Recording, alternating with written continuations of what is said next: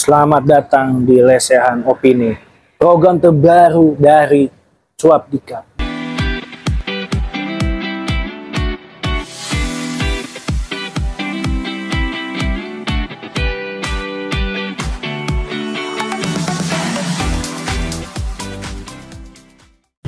Halo. Halo. Assalamualaikum. Ya gini, kawan-kawan, maaf ini kayaknya sinyalnya putus-putus ini ya. Jadi gini, mungkin apa yang diceritakan tadi itu benar apa adanya, tapi itulah seperti itu faktanya. Yang jelas, jadi PSN ini adalah stempel untuk melegalisasi penjajahan kalau menurut saya ini. Jadi kuncinya Prabowo berani nggak mencabut status PSN ini kepada semua proyek-proyek yang ada di Indonesia.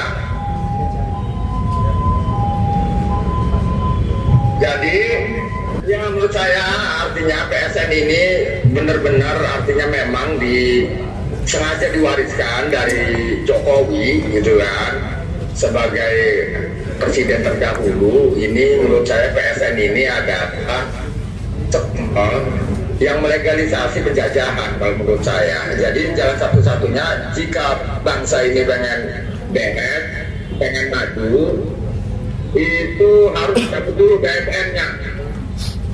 Itu kemudian setelah dicabut baru disanksi secara hukum, yang melakukan secara hukum siapa-siapa aja yang melakukan pemadanan laut, gitu kan? Karena pemadanan laut ini sudah jelas-jelas sudah melanggar hukum, sudah menyerobot kedaulatan negara, gitu.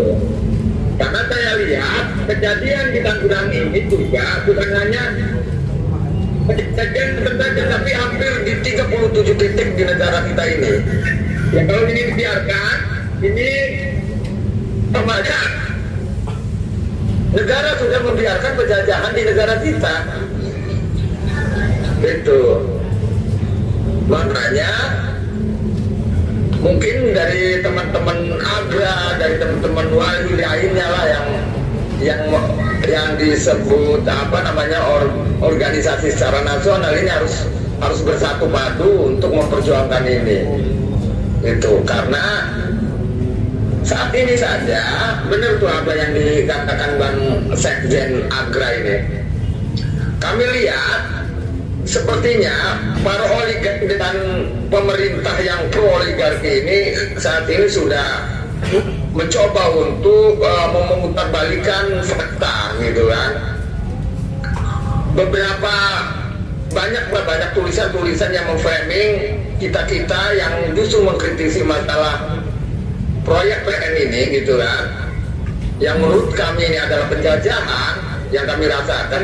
Justru ini akan diputarbalikkan seolah-olah kita ini satu dijadikan seolah-olah kaum rasis. Kedua bisa juga anti pembangunan. Dan ketiga bisa juga anti stabilitas, gitu kan. Karena mereka menggemboskan itu kemudian ini isunya sangat seragam gitu. Makin kesini kok makin diputarbalikkan faktanya, dipecah belah gitu kan.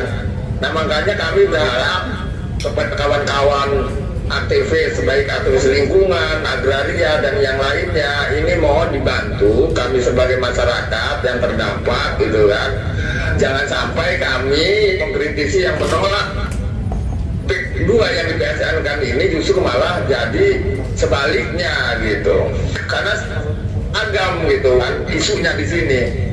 Ya artinya isu tersebut akan jadi framing mereka beberapa hari ke depan, dan jika bisa memutarbalikan isu pelanggaran hukum yang dilakukan oleh PIK 2 dan tidak ada yang diadili karena dilindungi oleh Parcok gitu kan, Partai Coklat, maka framing tersebut bisa menggunakan oleh aparat atau jongos oligarki ini untuk menangkap pihak-pihak pengkritik oligarki gitu Bang. Nah ini sangat menyakitkan bagi kami ketika ini sudah sudah berhasil untuk memutarbalikkan fakta atau kejadian tersebut. Karena yang persis atau istilahnya rasis itu adalah mereka yang menggusur di hampir seluruh Indonesia, kayak misalnya tambang, kebun gitu kan, terus kemudian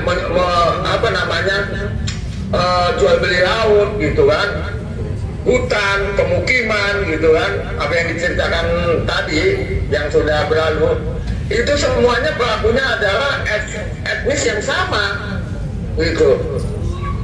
Kok justru malah yang membela penggusuran justru mereka akan dituduh sebagai rasis. Ini juga harus disikapi gitu kan.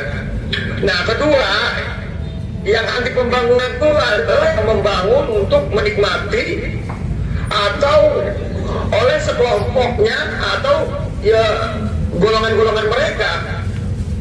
Padahal yang kita minta adalah pembangunan untuk kesejahteraan rakyat banyak gitu kan, khususnya rakyat Indonesia semua, dan tidak mengorbankan rakyat. Kok justru sebaliknya kita ini dituduh anti pembangunan gitu. Nah artinya kami bukan anti pembangunan, tapi kami menolak proses pembangunannya yang ini sangat menjajah kami gitu. Yang kita lawan ini adalah pembangunan yang mengorbankan dan menggusur rakyat. Kok mereka justru gitu kan menuduh kita ini sebagai anti pembangunan gitu. Itu. Terus yang ketiga yang anti stabilitas adalah sebenarnya mereka, artinya yang membuat ketimpangan sosial antara kami dengan mereka, si para oligarki dan pejabat-pejabat yang pro oligarki ini. Artinya membuat ketimpangan sosial, menyogok aparat gitu dan penguasa untuk menggusur rakyat, membela politisi dan lain-lainnya lah gitu kan. Kok justru ini, justru yang kami sedang perjuangkan ini adalah kesetaraan dalam kehidupan berbangsa dan bernegara gitu. Justru mereka tuduh kami adalah anti stabilitas. Nah artinya ketika mereka memframing ini, mereka berarti ngajak perang nih kawan-kawan gitu. Nah cuman apalah sebagai masyarakat kecil, masyarakat awam gitu kan, yang kemudian secara keilmuan juga kami harus masih banyak belajar dengan kawan-kawan yang lebih paham gitu.